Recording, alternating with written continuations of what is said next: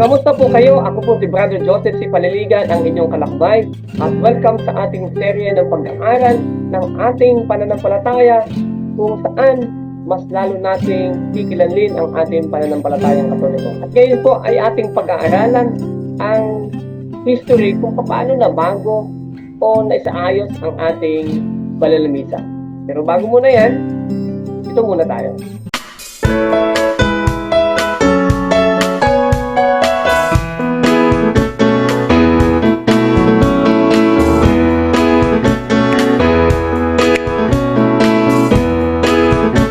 Alam ba niyo mga kalakbay, sa pagdaan ng panahon, maraming nagbago, lalo na sa liturhiya ng ating simbahan.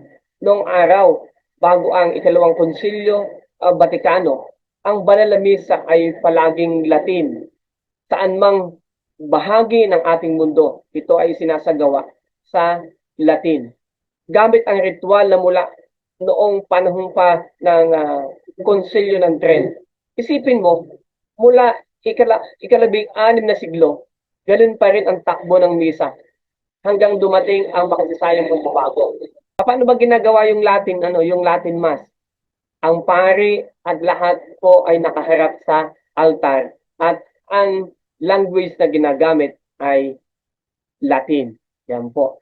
Bago po yan yung ikalawang konsilyo Vatikano. At alam mo ba, isa sa pinakamalaking pagbagong iyon ay ang pagsasalin ng misa sa vernacular language. Para sa atin, English o Filipino.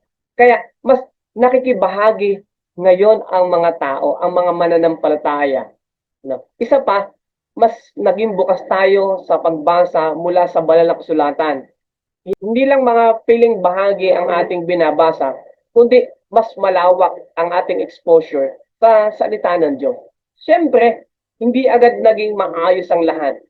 Noong una, magulo, minsan sobrang sigla, pero kulang naman sa ayos.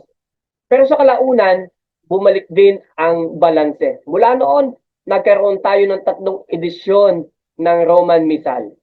Ang kasalukuyang ginagamit natin ngayon, mga kalakbay, ay ang inilathala noong 2011.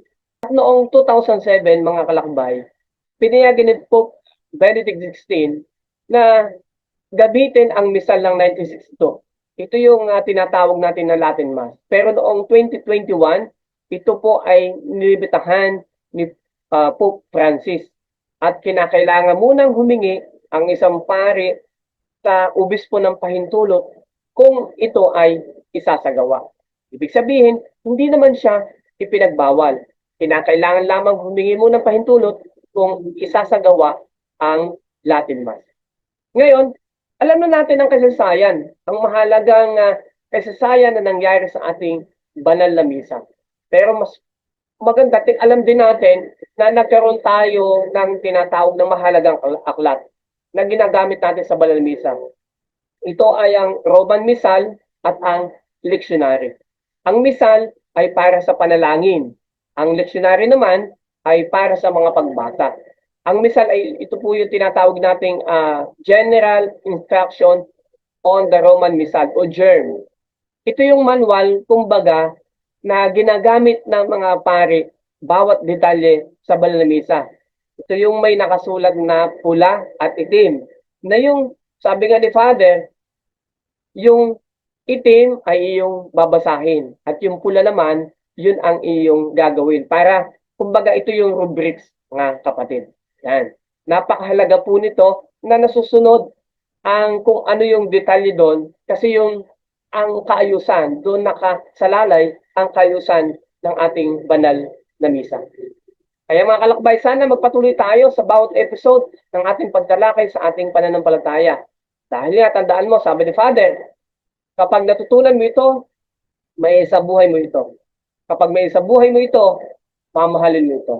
At kapag minahal mo ito, hindi mo ito kailanman iiwan.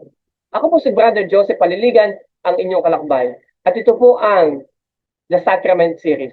Hanggang susunod na episode, ingat po tayo palagi. Pagpalain tayo ng Diyos. Mabuhay po tayong lahat.